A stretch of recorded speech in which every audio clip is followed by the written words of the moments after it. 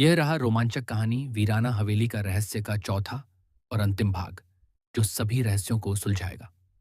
वीराना हवेली का रहस्य, भाग 4।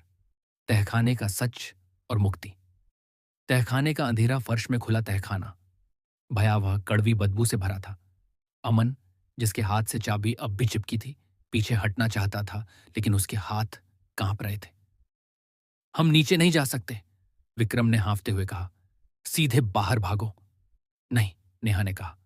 उस प्रेत ने कहा था, यह कमरा मेरा जाल है। शायद इसका मतलब हवेली ही है।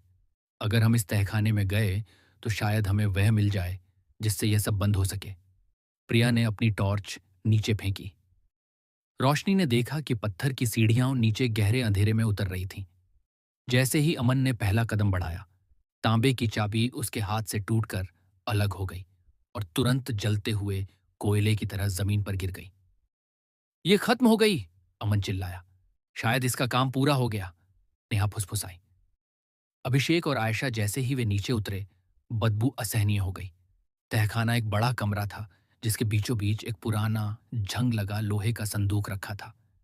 दीवारों पर धूल भरे कैनवस के साथ कुछ पेंटिंग्स लटकी थीं, जिनमें एक खूबसूरत महिला और एक गंभीर दिखने वाला पुरुष था। संदूक के ऊपर एक पुरानी फटी डायरी रखी थी।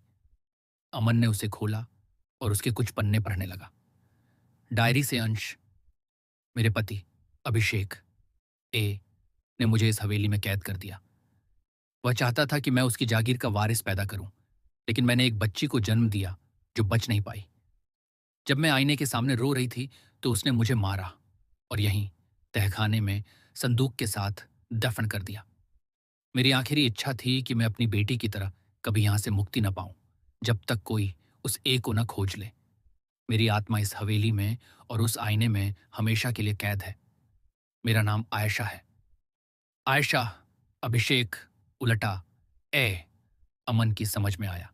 सफेद आंखों वाली आकृति आयशा का प्रेत था, जो अभिषेक द्वारा किए गए क्रूरता के कारण भटक रहा था। मीठी और बासी गंध असल में आयशा की लाश की गंध थी, जिसे संदूक में छिपाया गया था। बच्चे का पदचिह्न उसकी मृत बेटी का प्रतीक था। मुक्ति का मार्ग, हमें क्या करना है? प्रिया घबराकर बोली। अमन ने संदूक को ध्यान से देखा। संदूक के ढक्कन पर एक ही जगह ठीक वैसी ही उलटी ए का निशान बना था। यह वही निशान था जो चाबी पर और कोठरी के ताले पर था। यही है संदूक, अमन ने कहा। आयशा की आत्मा इस संदूक में दफन है। जब तक यह बंद है, वह हवेली में रहेगी। लेकिन इसे खोलेंगे कैसे? विक्रम ने पूछा।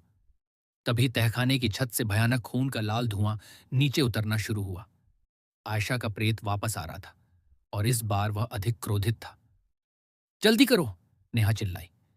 अमन ने जोर से संदूक के ढक्कन को खींचने की कोशिश की, लेकिन वह नहीं खुला। चाबी, विक्रम ने फुसफुसाया। चाबी के टुकड़े। अमन ने जल्दी से जमीन पर पड़े तांबे की चाबी के दो जलते हुए टुकड़ों को उठाया। उसने उन्हें संदूक के ढक्कन पर बने उलटे ए निशान के दोनों सिरों पर रख दिया। जैसे ही दोनों टुकड़े निशान को छुए, पूरे तहखाने में एक तेज नीली रोशनी फैली। संदूक चरमराया और उसका ढक्कन खुल गया। अंदर एक पुरानी साड़ी और हड्डियों का कंकाल था। ऊपर तैरता लाल धुआं अचानक ठहर गया। एक क्षण के लिए धुएं ने एक खूबसूरत लेकिन उदास महिला का चेहरा लिया, आयशा। उसने दर्द रहित, आंसुओं से भरी आंखों से अमन और नेहा को देखा। एक गहरी संतुष्ट सांस के साथ आयशा का प्रेत लाल धुएं में नहीं, बल्कि सफेद रोशनी में बदल गया और तहखाने से छत की ओर तेजी से निकल गया, जैसे उसे मुक्ति मिल गई हो। आखिरी राहत कमरे में तुरंत एक आरामदायक चुप्पी छा गई। बदबू और भयानक ठंडक गायब हो गई। चलो, जल्दी। वे तेजी से सीढ़ियां चढ़कर ऊपर आए।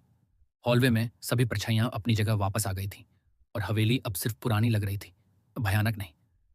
वे बिना पीछे देखे मुख्य दरवाजे की ओर भागे और उसे खोलकर बाहर निकल गए। बाहर सूरज उग रहा था।